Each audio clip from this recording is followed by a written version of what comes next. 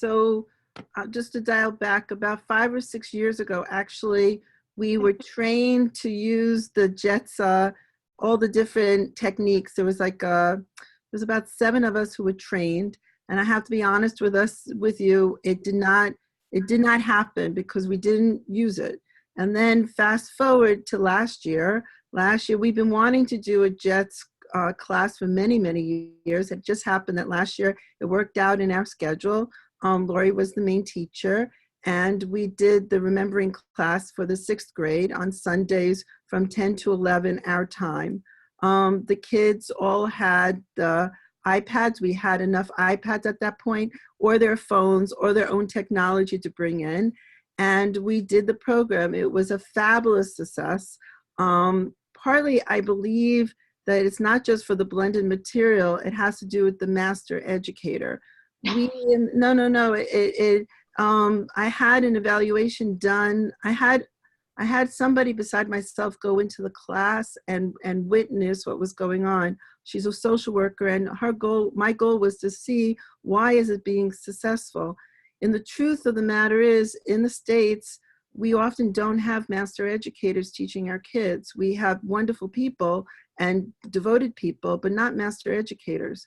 And so what came out of the evaluation was that because we don't have the staffing that, quote unquote, we could have, and Israel does, and Lori in particular is a master educator, we were able to accomplish our goals. It is true that there are challenges that happen. The technology piece is a challenge, and the first class is getting the kids and the teacher and there has to be a teacher who's involved in it. It is a challenge. It is a challenge to make sure everything is up and going, and what happens if the internet fails. And we happened today with Lori on this presentation. That is a problem, but it's worth it. It's definitely worth it. And I definitely believe that this is where we should be going for certain levels of our kids. We did it in the 6th grade. God willing, this year we're going to also do it in the 7th grade. For me, it's definitely been a blessing. And it's definitely the kids, the feedback has been outstanding. The kids enjoyed it. They enjoyed using the technology. And it mirrors some of the things that they're doing in public school. The idea of us being prehistoric in our teaching, lamination and Xerox machines and dittos are not what our kids are getting in the public school. So if we're able to mirror some of the technology that they're receiving in public school in our setting, it's definitely worthwhile. So I'm a high believer that the JETS program is outstanding, and a beyond believer that Lori Feldstein is an outstanding educator. So if you're blessed to have that, then you should go for it.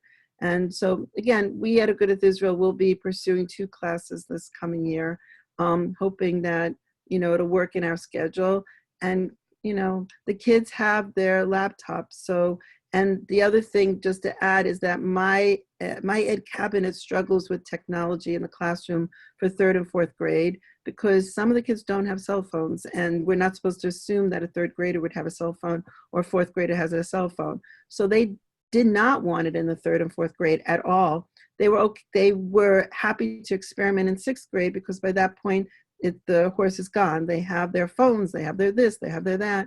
So that, again, you have to be careful which age bracket you're doing this for, because when you say bring in your technology, some of the kids don't have it yet. So I learned that it is for my institution, for my culture, it is a 6th, 7th, 8th, 9th, 10th, 11th, 12th grade program. It's not younger. It's just not going to be for a younger group. So that's